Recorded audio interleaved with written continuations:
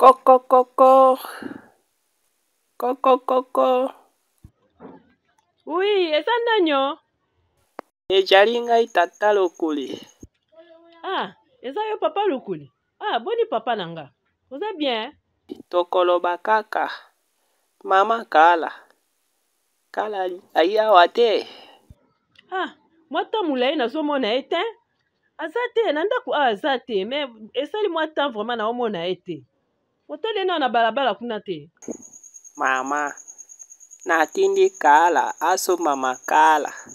Kala, kala, kala, kala, kala kenda kia iko ya te. Inini? Mama inini?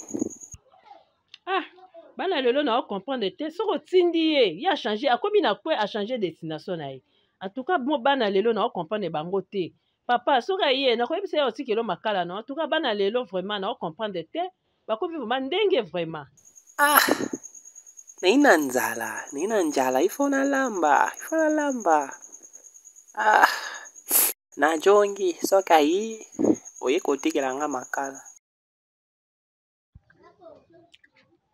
Papa nango kwei, talaka nzela bie te papa nanga, banzela eza mabaku, talaka nzela, ozo kweya boye to talaka age okomi, ba age oso komi da ya mukolo, ko kweya boye osala crise. Papa, talaka nzela bien, papa lokuli. Na kpai te.